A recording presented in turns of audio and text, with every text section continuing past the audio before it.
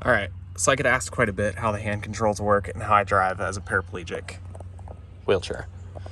And every para has different setup from what I've seen, but it's pretty simple. So basically, first off, PRP deep dish steering wheel brings the whole steering column closer to my chest, makes it a lot easier because I drive steering with my right hand.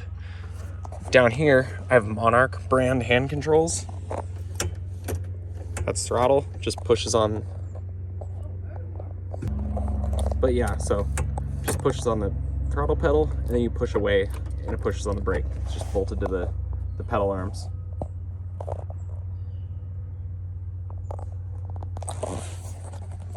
And then as far as other controls, I have right there the radio button. So push that to call back to base. That's plugged into my helmet. And then over here, I have the horn button for my horn. And then a couple other little tips I have. So I strap my legs just to that bar that goes across. I keep them crossed and then I strap them in like that for the fabric strap. Keeps my foot from bouncing under the brake pedal or onto the gas pedal, which I've had before. Usually keeps that nice, especially when I'm using the driving shoes. I also wear knee pads because, as you can see, that would suck to smash into. And run a 5-point harness, because if you don't have the submarine belt, when you hit whoops, this buckle will slide up onto your stomach, and then you'll end up slouching down into the seat. So like, I'm a T4 para, means I'm paralyzed right at the top of my stomach. And if I don't have this, this buckle slides right up like the first 3 bumps I hit, and I end up slouching way into the seat. And yeah, not good for your lower back. As far as anything else, I have the Aces Racing Apex seats. They're comfortable enough. They're really hard to get out of because they have, as you can see, that all that side bolstering. But yeah, otherwise they're pretty comfortable and they work well. They're heavy, so fair warning.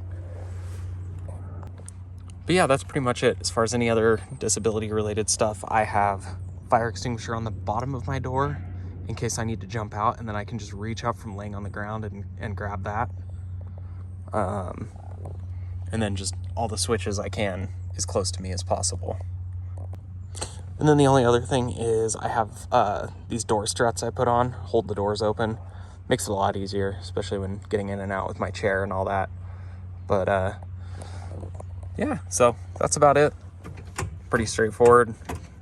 Throttle and brake with my left hand, steer with my right hand like this. The one piece of advice I would have is get the steering wheel as close to your chest as you can. If you can move the steering column, or just get an extender like the PRP adapter thing does a pretty good job of moving the steering wheel up a few inches. But yeah, the closer you can get it to your chest, the least your elbow, or the more elbow bend you have, and the more you can just like rest your elbow up against like your ribs. Helps a lot for fatigue in those long races and just driving long distances and all that. But yeah, that's about it. If there's anything else, just drop it in the comments. I've been requested to make a video like this for a while now. So anyway, thanks guys. Peace.